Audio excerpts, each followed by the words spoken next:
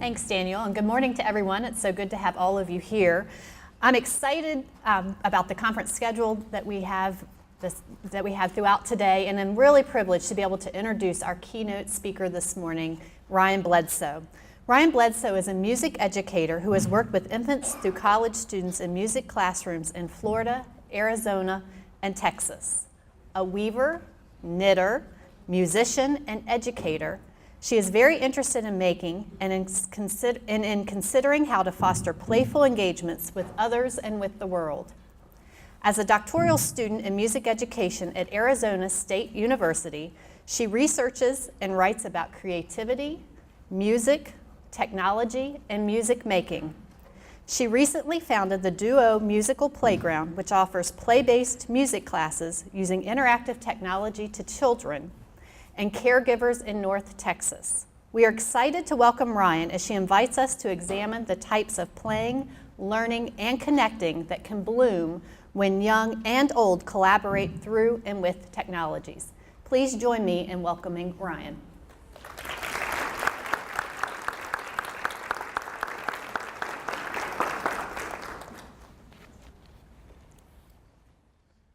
Good morning, and thank you very much. It's a pleasure to be able to talk to you this morning and to share some stories about the work that I've been doing with young children and middle-aged children and college students. I come from a family of makers. When I was a kid, my mom made wedding cakes as a side business, which meant that my sister and I got to eat scrappy cake for breakfast sometimes. If you don't know what scrappy cake is, maybe my mom made that up, I'm not sure. It's the wonderful top layer of each cake that needs to be cut off so that the cakes can be neatly layered on top of one another. My mom also bought me my first saxophone with money she'd made selling her woodworked and toll-painted pieces at a craft show. My dad built the wooden deck at his house where my husband and I were married. He paints fishing lures and is generally curious about pretty much everything. My maternal grandmother, who I call Nana, is an inspiration to me. She crochets, sculpts and paints gourds, cooks, makes stained glass, paints, and so much more. I follow in Mom, Dad, and Nana's footsteps as a maker. I knit, weave, and make music. Like my dad, I'm also very curious. I had good role models in my family where I saw creative problem solvers react to life and interact with people every day. I saw my family of intrinsically motivated people design and make things because they wanted to. I live in Texas and my family lives in Southern California. When I learned my sister was having a baby 3 years ago, I was so excited. Before she was even born, I remember knitting things for her and thinking, I haven't even met this little girl and I love her so much. At the time, I just started to play with electronic textiles or e-textiles. I was really interested in the potential of embedded electronics, especially for musical purposes. So when I learned that these could be sewn into fabrics, I had so many ideas. How could I combine my love of textiles with my love of making music using technology? I knew I wanted to make something for my niece, but what? My job at the time was working as a music teacher to infants through 8th graders at a Montessori school. Part of my job was the important task of singing to babies and toddlers. I know that singing to children is so important to their development. So it really bothered me that I wouldn't get to sing to my niece, Stella, because of geography. This gave me an idea. I designed a musical wall hanging with an embedded MP3 player called the Arduino LilyPad MP3. On the left in the photo, you can see what the front looked like. In the photo on the right, you can see the programmable Arduino LilyPad microcontroller, 2 speakers, and the 4 reed switches that I used to trigger the sounds. When a magnet character from the front, such as the birds, owl, and the ladybug, are placed on the sun, moon, cloud, or the hole in the tree, a musical playlist is triggered. Here's an example.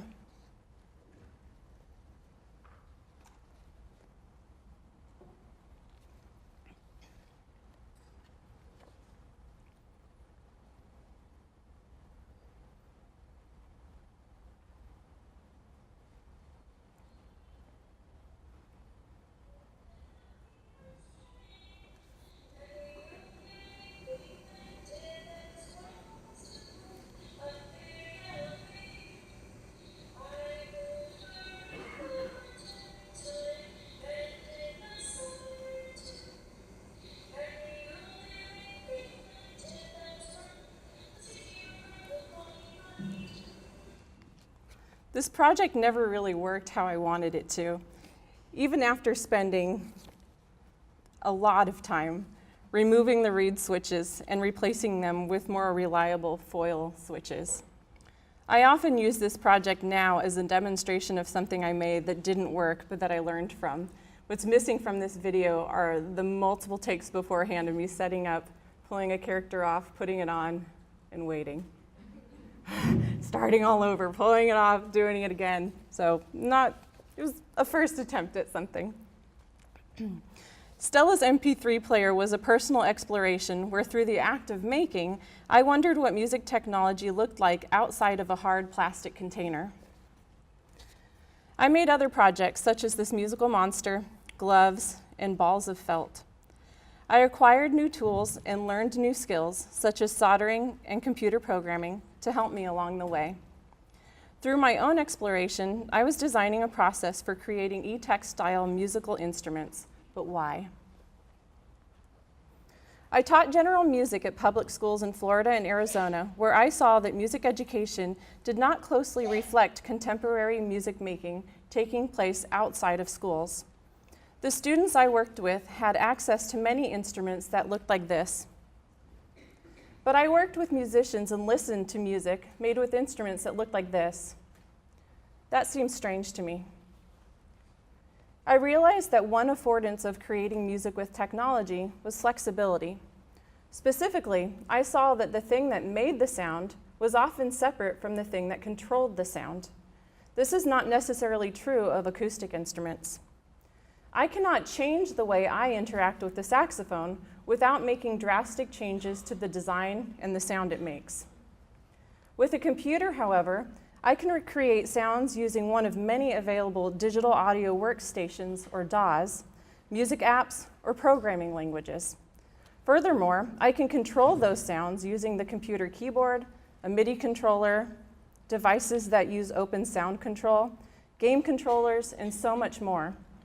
With computers, not only can I choose what sounds to use, but I can also choose how I interact with those sounds via the controller.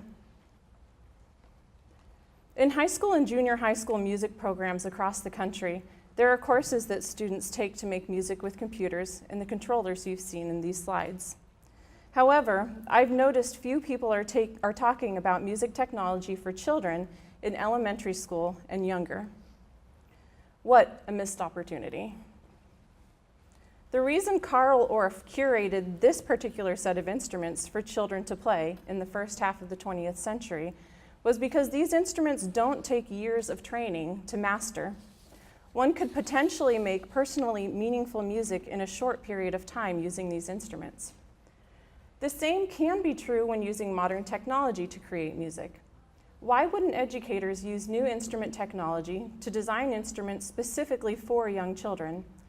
With the availability of microcontrollers, why shouldn't children take part in making their own instruments? Why shouldn't children be able to control sounds by jumping, spinning, running, tapping, and doing other very childlike things?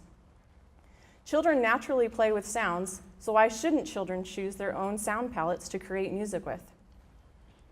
What could future music look and sound like if children learn music as sound and interface designers instead of controller operators? When considering children as instrument makers, I had and I still have many questions. How do I facilitate instrument making? What do I need to know? What materials and tools will I need? How is this music education? Will I get in trouble if an administrator comes into the music classroom and sees children sewing a circuit with conductive thread? How much do children need to know? How much about coding, circuitry, sound synthesis, and composition will children need to know? And when will they need this knowledge? I still ask myself these questions, and I still don't have all the answers. I did the best I could within my teaching situations to try to answer these questions for myself and for the particular children that I was working with. I made a lot of mistakes, but I learned a lot too. I'd like to share some stories about things I've tried with children to come closer to answering these questions. The first story is one about classroom instrument hacking. Creativity research shows us that exploration is an important part of creative processes. At the elementary school where I used to teach, we had access to a lot of these kinds of instruments. In the spirit of composers such as John Cage, I asked the 5th and 6th grade students to prepare these classroom instruments like composers of the mid-20th century would prepare a piano, by placing objects in, on, or around the strings to affect its sound. Here's some of the things that they created.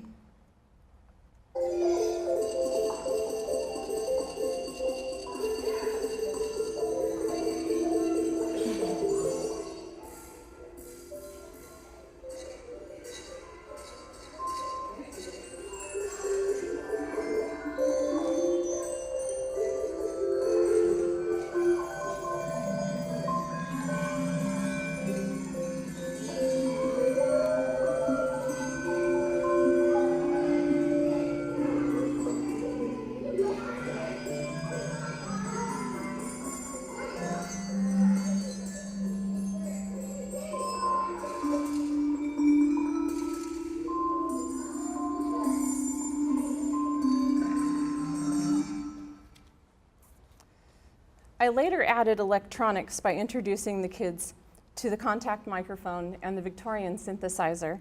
The Victorian synthesizer is basically a dismantled speaker with alligator clips and a 9-volt battery. Here are the sounds we captured over many classes of exploration before they created pieces of music using these tools.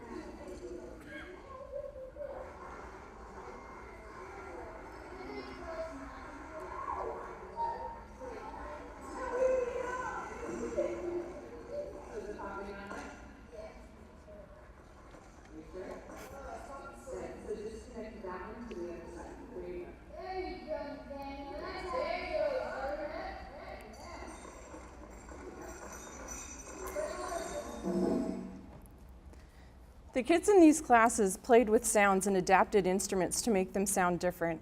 It's interesting for me to watch these a few years later to see these classroom instruments that are not being used as classroom instruments at all, and to think about how some music educators might consider this abuse of the instruments. But it was a lot of fun. Through hacking our classroom instruments, these students were making the familiar unfamiliar and new. They were experiencing the flexible nature of instruments, which is an important first step to understanding that music instruments aren't necessarily fixed and finished objects. Let's jump ahead to a different time and place for the next story. Schools have curricula. Along with curricula come measurement, expectations, and surveillance. As I sought to discover how children could be curious, creative instrument makers, I didn't want to worry about what I wasn't teaching. I wanted more freedom than a traditional classroom would allow, so I avoided them. As a doctoral student finished with my coursework, I was in the privileged position to be able to avoid traditional classrooms for a little while. At the time, I was a member of the Dallas Makerspace, where I took classes to learn new tools and skills, and I knitted with a knitting group every week. The members of the Dallas Makerspace were all adults, so I wanted to see similar spaces for children. In New York City, I went to the Beam Center, where I spoke with Brian Cohen, the executive director. Brian explained that the Beam Center was a place where kids could create and collaborate. Design was their curriculum and the method that they used at the Beam Center. The Beam Center purposefully left parents out of the space because Brian found that the kids were different away from their parents and that parents were just too much trouble.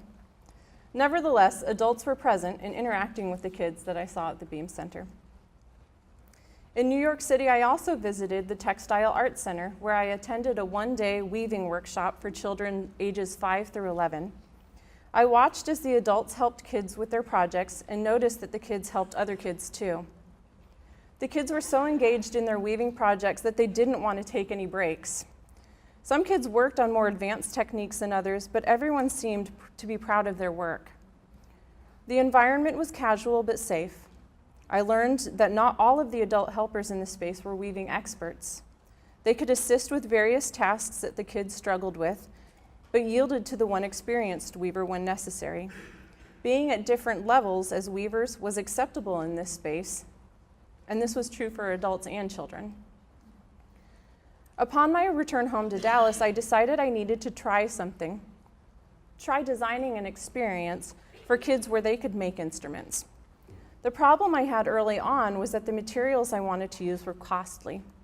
So I started with simpler electronic projects that didn't make sounds. I started a business called So Bright, and I set up a booth at my local farmer's market every Saturday, where for $5, kids could make a felt shape with an LED powered by a coin cell battery. The craft was simple and the materials inexpensive. I thought, if anything, the money I earned could fund future more advanced projects. I did birthday and holiday parties and had a booth at the Houston Maker Fair. I was playing with the idea of kids creating within constraints, creating within a set of parameters while learning a new skill in a very short period of time. Kids spent anywhere from 10 minutes to an hour making these projects. Many of them had never sewn before and were learning to sew using conductive thread to power an LED. I saw many adults engaging with kids in helpful and also not so helpful ways. I was learning how to give just enough instruction to kids for their successful project making while allowing for child creativity through choice.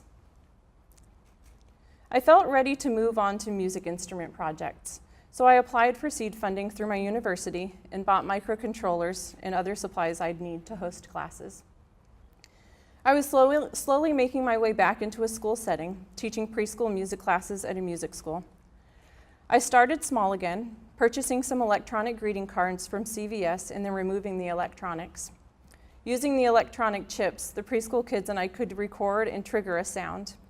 I hacked the chips, adding a tilt sensor, and we embedded the chips into some plush fabric generic shapes so that we could trigger the sound by tilting the shape.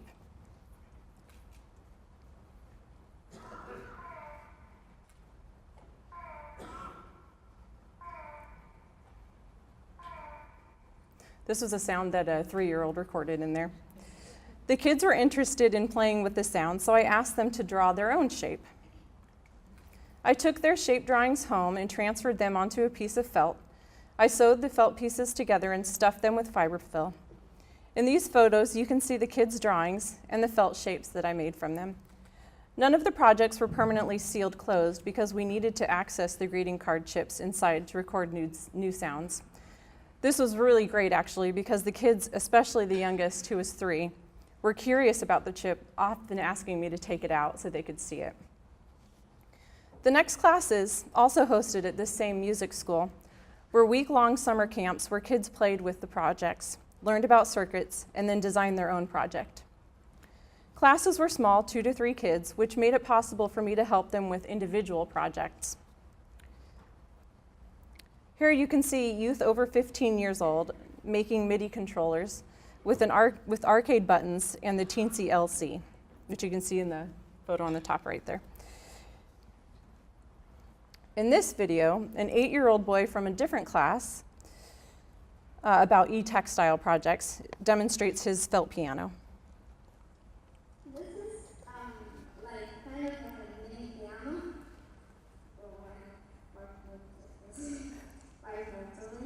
Okay. And this is the brain, and this is the thing. So you can hear the sound. Okay. If you don't have it, you can't hear. So this is C, and if you read any of these, it's going to let it start moving. Wait.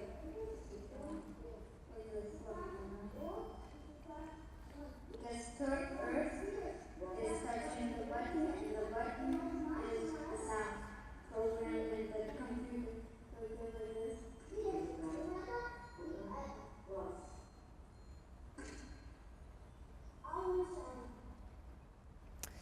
In the next iteration of making music instruments with kids, I adapted this felt piano project from the video you just saw so that children could control the sound by touching a foil contact rather than folding the piece of fabric.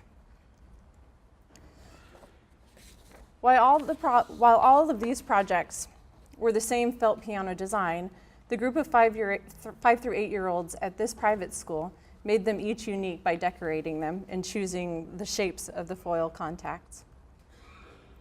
Here's an example of one of the videos. This little girl took piano lessons, so she was pretty excited to share all the songs that she knew.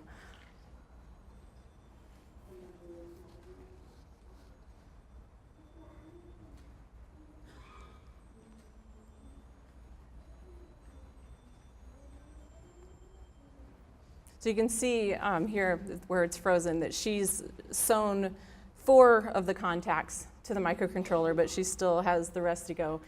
This is a really important step that I found in doing such projects from a troubleshooting standpoint, which I talk about a lot with the children, but also it gives that immediate feedback of like, I am making something and look, it does work. And so that's something that I've learned through these projects that's really, really important.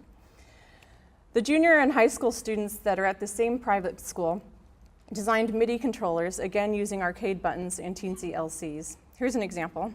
The student was interested in making like an ergonomic piano controller.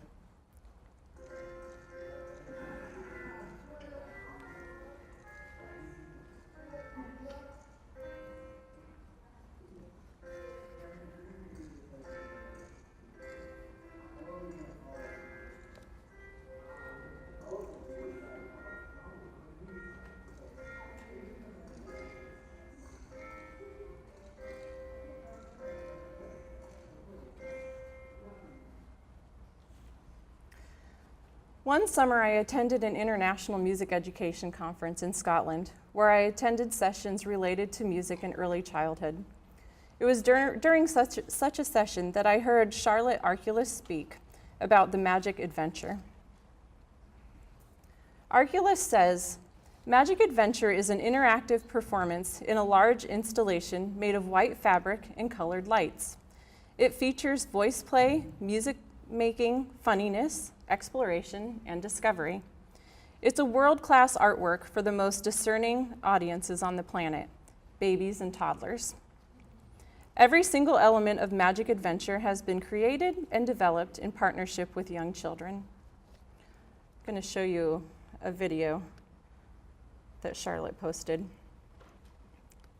of some babies in the space so you can get a sense of what it looks like.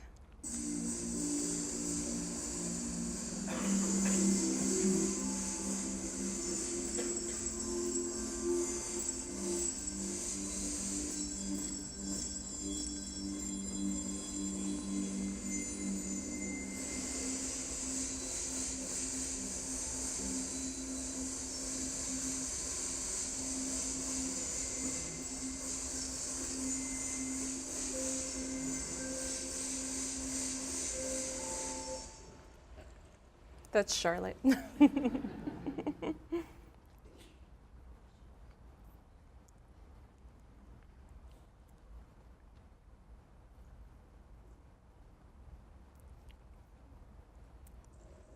Sorry.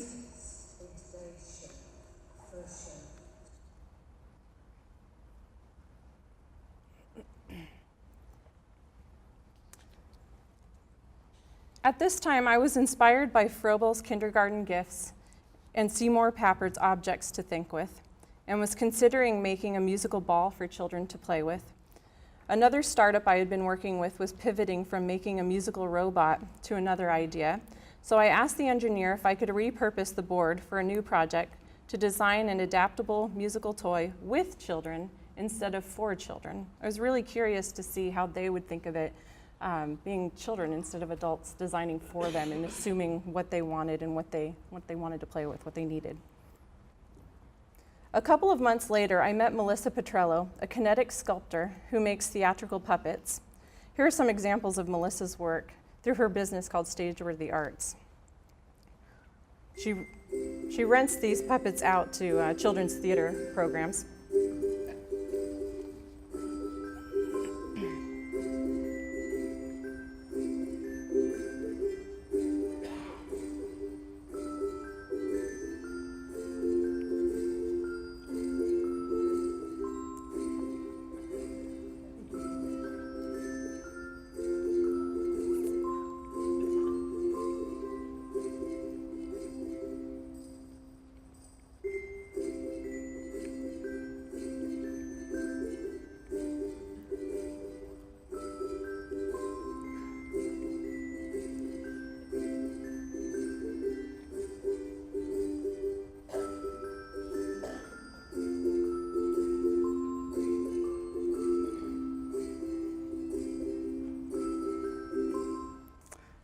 The wolf is a life-sized wolf, and the dragon is like 15 feet long. So just this video doesn't give the scale very well.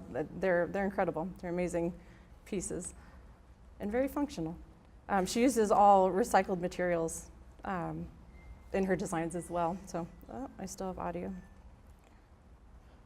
Maybe not.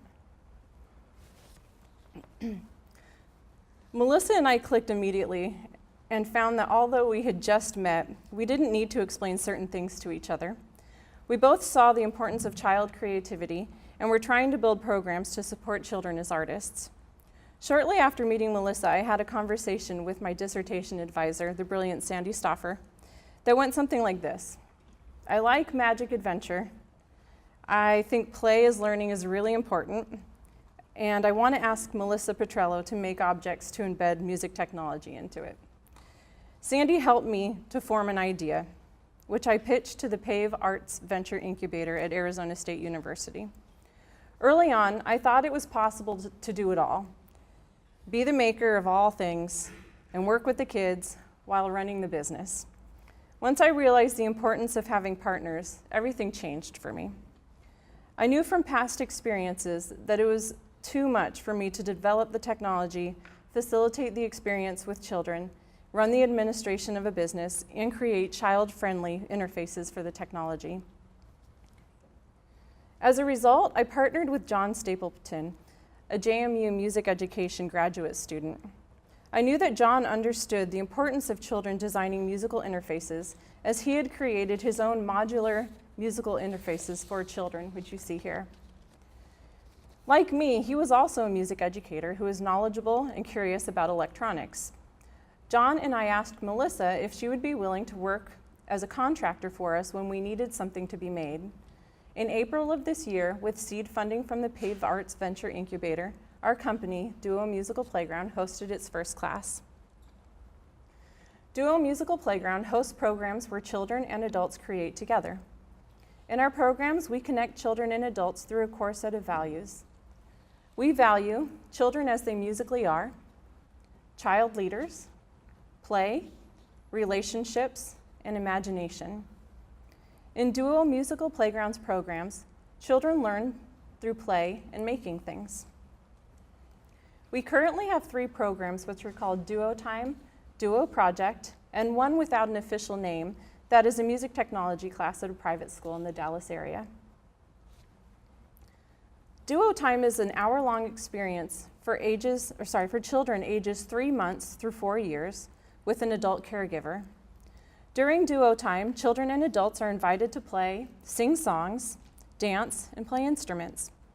The majority of Duo Time, however, is unstructured. Children and adults are together in the playground where they are welcome to play with everything. We see the environment as a key part of the curriculum as we purposefully design and select the objects placed in the environment. We strive to make nothing off limits, and adults are asked to model curiosity and not correct children unless someone or something is at risk of harm. Musical installations are placed in the playground for Duo Time, which often incorporate technology. These installations are based on the current theme of the playground and are designed to encourage music making and playing with sound. I'd like to tell you about 3 such installations, all which are works in progress and at various iterative stages. But first, you should know that it's a priority for John and I that children be the leaders of iteration for Duo Time. When John and I initially discussed what iteration would look like for Duo Time, we thought we would design an installation, see what kids wanted to do with it, spend the next week adapting it, then get more feedback from the children the next week, and then repeat that whole process again.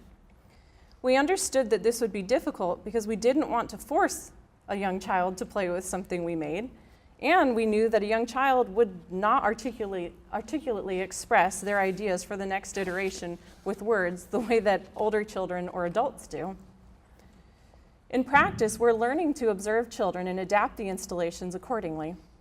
We make mistakes because we are adults and not children. Even more, we are adult musicians who are strongly influenced by our years of musical education. Observing and listening to children as Reggio Emilia preschool teachers, such as Rinaldi, encourage, is at the core of our iterative process. I'd like to tell you about these 3 installations we've made for Duo Time: the Ampliwave or the Amplipillow, the musical picture, and the jellyfish sampler. The Ampliwave is a strand of 90 RGB LEDs, that is lights that can be programmed to almost any color, which respond to the volume of the sound sensed by a small microphone. The Ampliwave is suspended about 2 feet from the ceiling.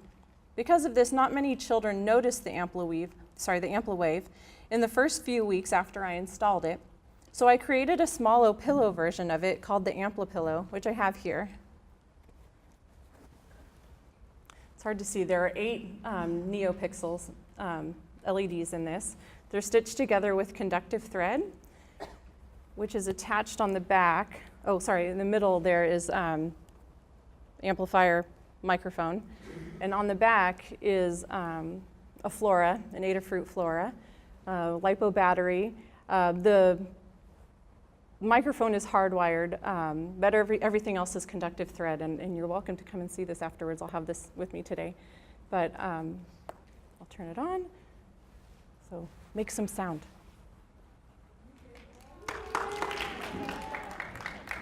Make more sound.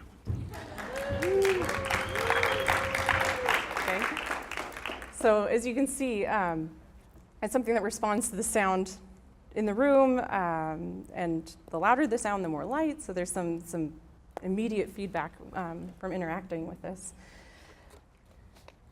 Let's see where I left off here. I have a video. So in the video, you can see, I don't give it to the children looking just like this. It always is housed inside of something that fits within the theme. So since we are in our fall pumpkin patch theme, it's in these pumpkins that Melissa Petrello designed. She brought them in partially made so that the children and the parents visiting in that particular class could help paint it and make the vines and everything. So they were involved with the making of what house is this as well.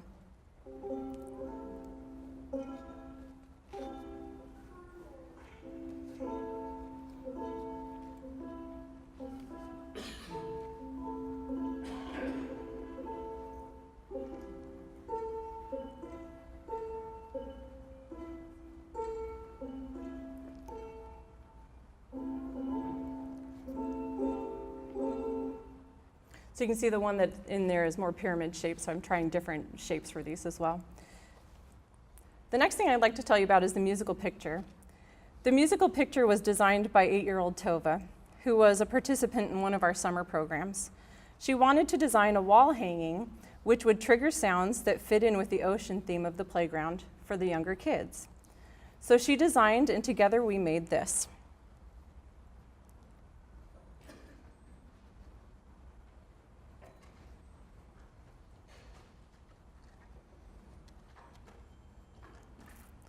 The triggers for the sounds are named Octi, Ruby, Fishy, and Cool Dude 3. We decided to program the Arduino LilyPad to play one pitch when a trigger was pressed. With 3 triggers, it plays 3 tones, E, D, and C. Kids sometimes played with it during duo time with pretty low levels of engagement. Parents loved the story of Tova, the older kid who designed it for their children. I love this too, as this is another partnership between kids and kids, which is really exciting to me. 18-month-old Harper started coming to duo time with her mom, Janelle, a few weeks after the musical picture was installed. At the end of duo time class each week, we share our favorite songs to connect duo time with music making that happens at home. Janelle said that Twinkle Twinkle Little Star was Harper's favorite song. We sang the song, and Harper enthusiastically sang along, twinkling her little fingers as she sang. While driving home, I had an idea. What if I programmed the triggers to play different phrases from Twinkle Twinkle Little Star for Harper?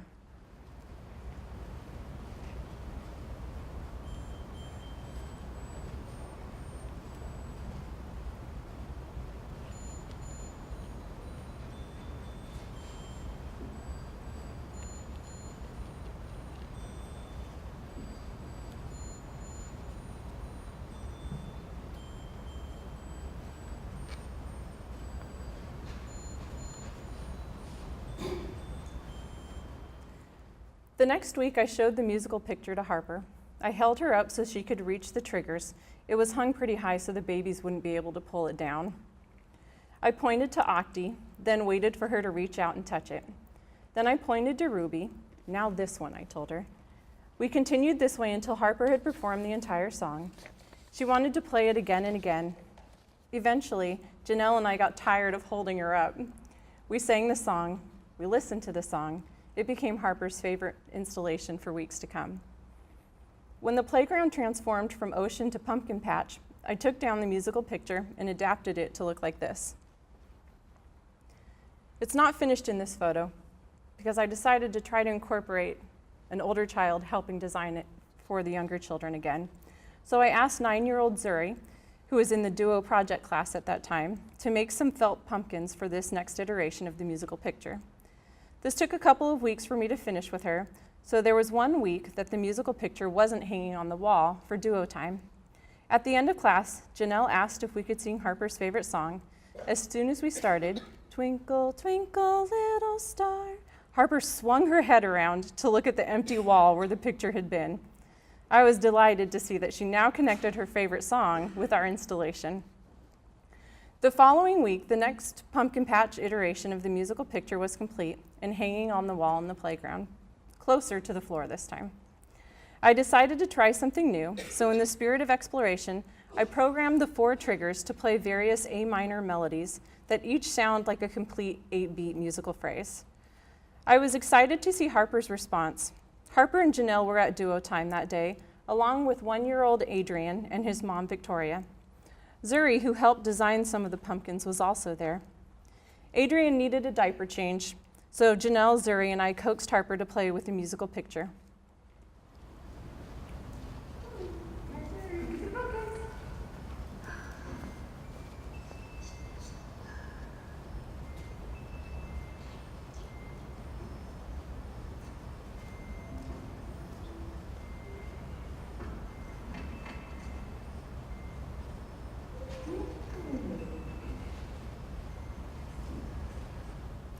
Then Harper tried by herself, always running back to sit on Janelle's lap.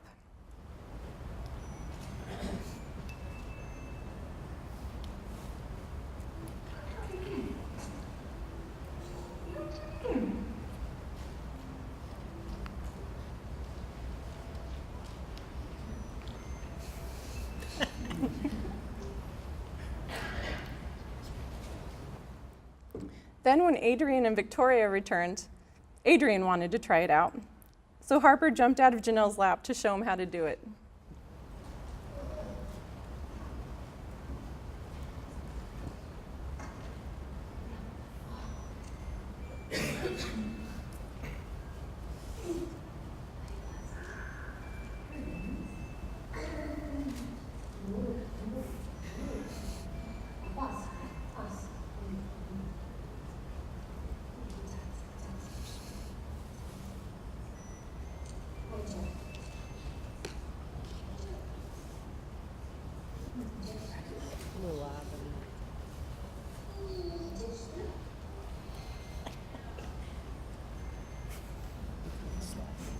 She has a favorite one.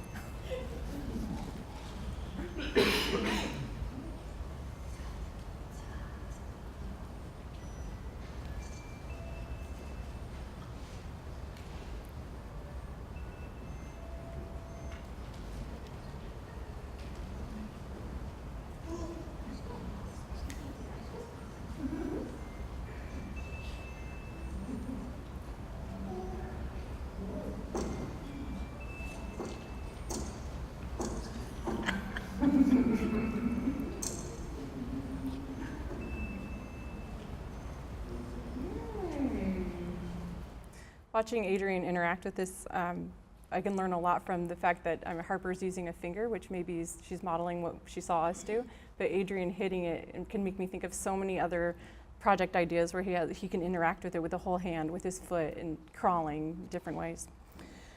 2 weeks after this, Harper was playing with the musical picture with her dad, Stephen. Stephen was sitting on the floor right under the picture, and Harper would stand up, press the bottom left pumpkin, not the bottom right one that she was pressing on this one, then sit down and sing, bum, bum, bum, bum, bum, bum, mimicking the melody she was playing. She repeated this many times, and the adults in the playground started singing it along with her and improvising an ending to the phrase, since this phrase doesn't itself really sound like it has an ending. Let me next tell you about Elliot. Elliot was playing with the jellyfish sampler. From the very start, Elliot was comfortable in the playground. During duo time, he would often say, "I have a game, Miss Ryan," which was followed by the kind of imaginary journey only a child such as 3-year-old Elliot could lead us on. I knitted this jellyfish for duo time. John had designed a controller that could trigger audio samples, so I introduced it to Elliot. Elliot loved making sounds during duo time. He'd hiss when playing with the snake and buzz with the bee finger puppet. So I wanted to see if he'd record some sound samples for the jellyfish. One day I hung the jellyfish from the wall to see if Elliot would discover it on his own during duo time. After some time, I asked him if he'd noticed a new friend in the playground, a jellyfish. He looked around for it, and when he found it, I showed him how he could connect its wires to make a sound. It was programmed at the time to make a long gong sound. John and I had many conversations about what sound it should make. We tried to use sounds that wouldn't be satisfying to children so that they would want to make it sound like something else. But we really liked the idea of using a jellyfish because it didn't really make a clear sound like a cat or a dog or a cow did. I asked Elliot if he thought it made a good jellyfish sound, and he said, "Yeah." Sensing that this wasn't going to lead Elliot to want to record new sounds for the jellyfish, I asked, "Do you want to teach the jellyfish a new sound?" He got really excited about the idea, so I took out my phone and opened the voice message app. "Now, Elliot, you can teach the jellyfish new songs and sounds, but it takes him a week to learn them. Let's record your sounds and I'll teach them to him this week at home. As a 3-year-old, Elliot does not understand time like me. I knew that the story of teaching the jellyfish was important, as John and I didn't yet have a prototype that would allow us to record a sound and upload it immediately to the board. Elliot recorded the following 3 samples that day.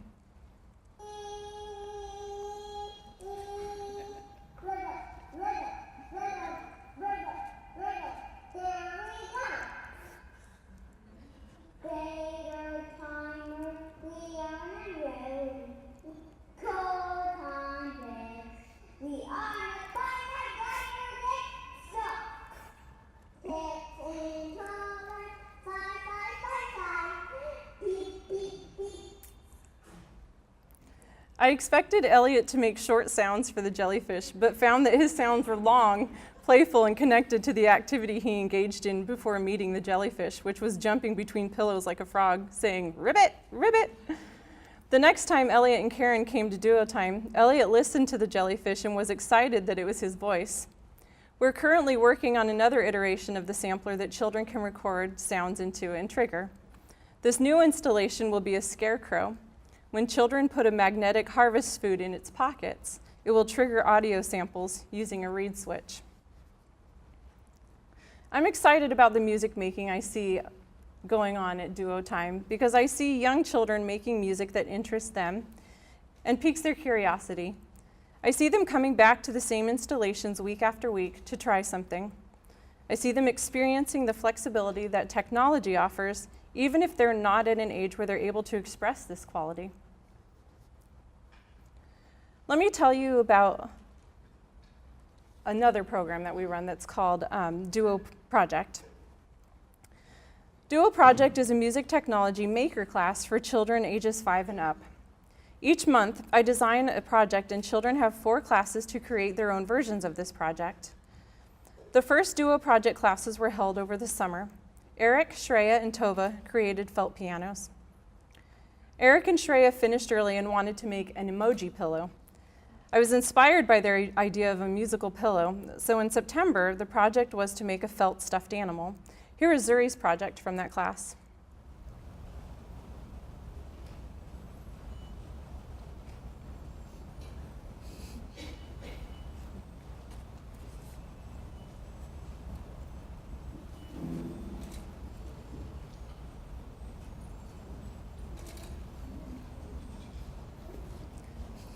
Zuri made this as a birthday present for her 4-year-old brother.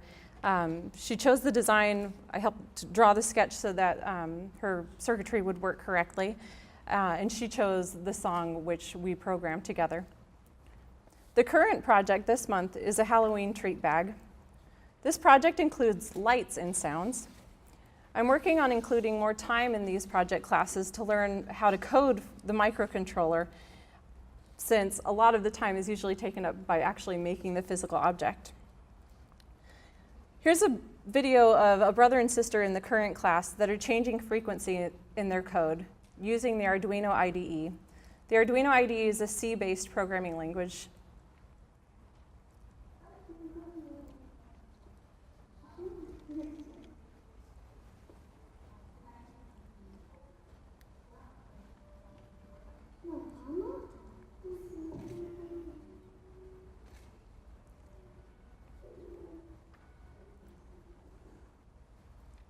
After listening to the melody that they had created, they decided they wanted something that was lower and spookier sounding.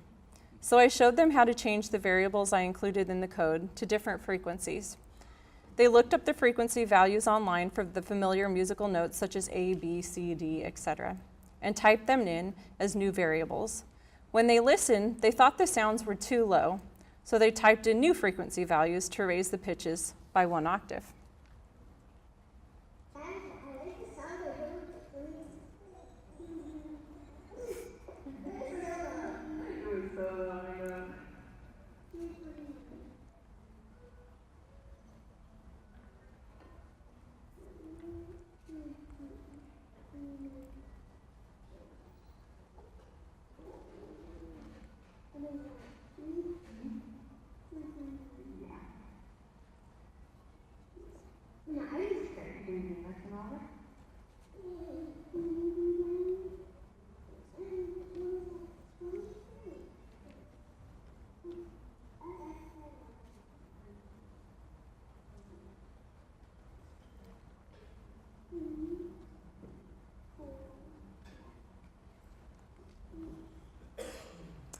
In the next video, they're uploading their code to a sample project.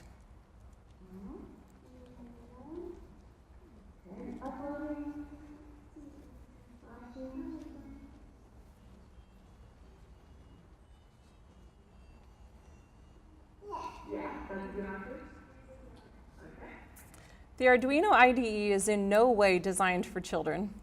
The code I use in these projects has gone through many iterations, and I've received help from a lot of people, a lot of coders, to try to simplify it, as I've tried to make this more accessible for younger coders. The final program run by Duo Musical Playground is a music technology course at a private school in the Dallas area. There are 20 students in the class, ages 12 through 17. They're creating original music using a web-based DAW called Soundtrap. They're also building oscillators on breadboards and will eventually build sequencers this way as well. Through reflecting on the experiences I've shared with you today, I'm struck by the importance of really understanding learning and how learning, relationships, and environment are connected. At the MIT Lifelong Kindergarten Group, researchers such as Mitch Resnick are looking at early childhood education, specifically kindergarten, and wondering why learning doesn't continue this way through life. Eric Rosenbaum, the co-director of the the co-developer of the Makey Makey, researches how to create technological devices that focus on tinkerability. Microcontrollers such as the Arduino boards and Teensies mentioned in this presentation are meant to be played with and used as someone sees fit within an individual project or a team project. As Resnick says, it's not about the tools so much as it is about creating and the kind of thinking that comes along with creating. Learning through tinkering with well-designed devices, toys, objects, or whatever you want to call them, enhances creative thinking. In turn, this can lead to a growth mindset where learners accept failures as part of a process, make mistakes, and know when to move on from projects, even if they're unfinished. A growth mindset is learned and affected by human relationships. So is creativity.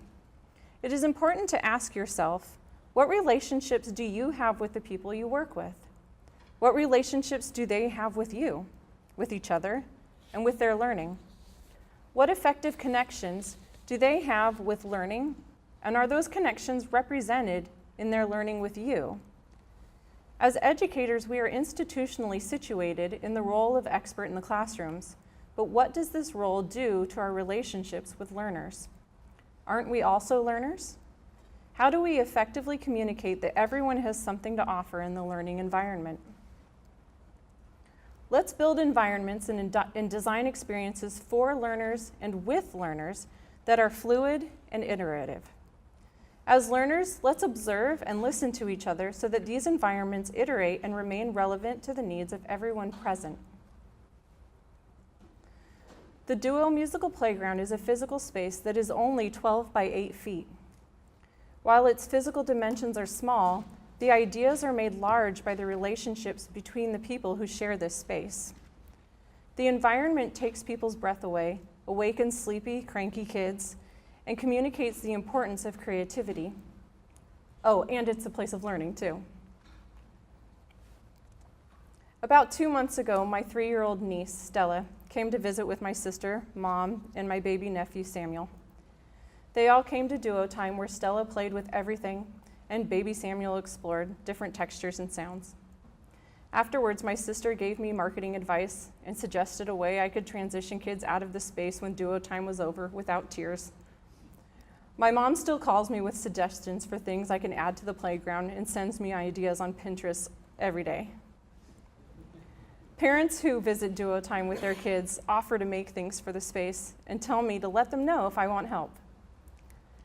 People want to be a part of this place, and it makes me really happy. I'd be happy to answer any questions you have and hear about your own teaching and learning situations and begin a general conversation. I believe we do have time for questions, but thank you very much for your attention.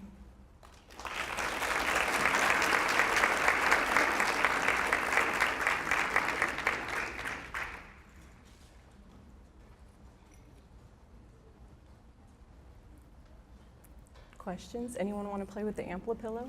I have a durable mic. Can you hear me?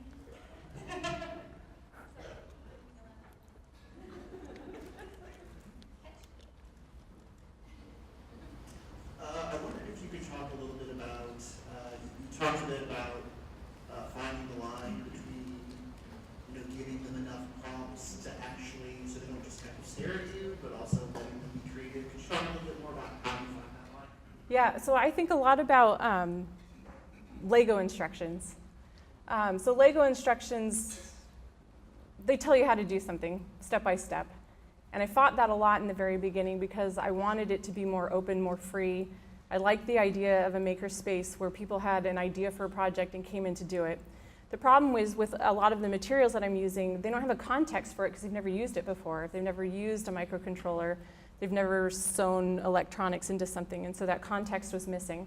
So in early workshops, I would try to mix, okay, let's try to build a context and then design something, and I found that was really difficult and that I was doing a lot of the work for kids, so it wasn't very effective.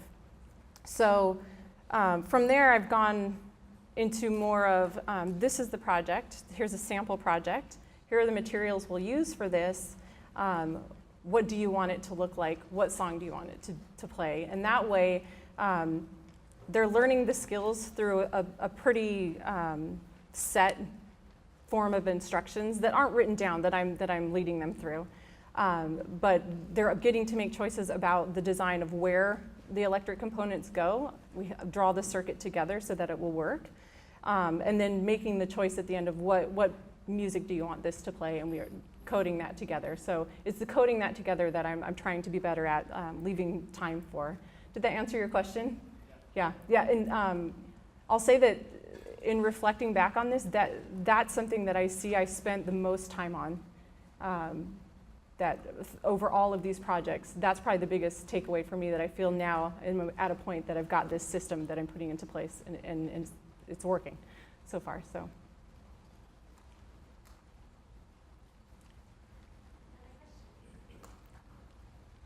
This one right here. How do you affect, do you have any feedback as to how it affected play outside of the space? So did kids, Yeah. did it change the exploration or creativity? Not yet. Oh, yeah, so he's asking if I've gotten a sense of how kids, if it's affected kids outside of the setting, if they're exploring and playing with things. When I first designed these programs, I really wanted the kids to be able to take home the supplies. Everything can be removed. Part of doing this, trying to find a cost-effective way to do this, is I use the LilyPad snap boards. And so kids can sew snaps into everything and then use the same hardware in every project that they do. And so my thinking initially was that, great, the kids own this now. They can go home and design their own things. And then learn that by the end of these workshops, kids did not have the skills and the knowledge and the confidence to do that, which initially made me more interested in having parent involvement, because I thought then if it was something that kids and parents do together, there might be that continuity into what they're doing at home. So I don't really have a good sense of that. There are kids that sign up for different classes repeatedly, so I know that they're interested in doing that. In general, I think the kids that are coming to the classes are kids that are curious and playful already. I don't think that these classes are necessarily designed to teach children to do that. It's to foster what they do already, and include that in learning rather than try to influence that outside. So. But something I think about a lot. I'd like to know more about what they're doing at home, but it's tricky. Yeah. Yes? The conductive thread you were talking about that connects things, what is that? Is it a copper or is it It has a steel core in it. Okay. Yeah. is there a name? So I ordered mine on SparkFun. If you want to feel it, you can. Yeah. Thank you. Yeah. This one has a glue coating over it. But that. Very nice. Yeah. Thank you. Yeah, if anyone else is curious about the conductive thread, it feels much like regular thread does. It does tangle a little easier, but as I said, many children are learning to sew through these projects. Have never sewn before. So, other questions?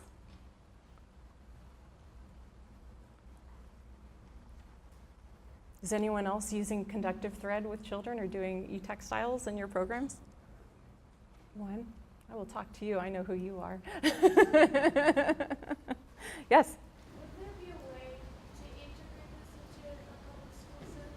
Because I know that you mentioned that you wanted to get away from the public school setting, but that's your goal. How would you support it? It depends. So it depends on the curriculum in that public school setting, of course. Oh, sorry. The question was talking about how to integrate this into public school settings. In music classrooms, it depends on how flexible your administrator is. However, I think that there are a lot of conversations about creating different kinds of spaces in schools that are a little more open. I think that within a technology setting, learning about circuitry and learning about programming this hardware, you should always have some kind of reason that kids, anyone wants to make it, and I think music could be that reason. Seymour Papert talks about having an affective relationship with learning, and I think that could be what causes that.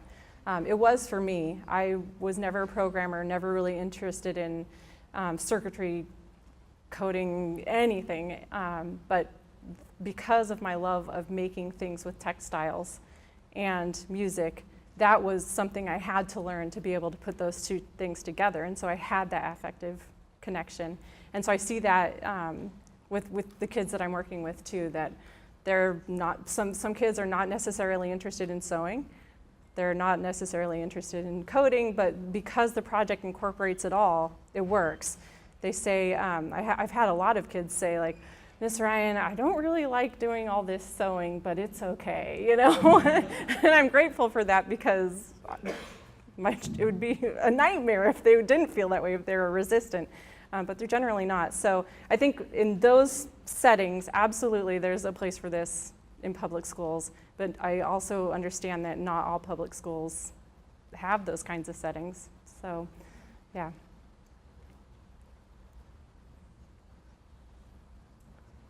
Other questions? Okay. Well, thank you very much again for your time. It was a pleasure to get to share stories with you today.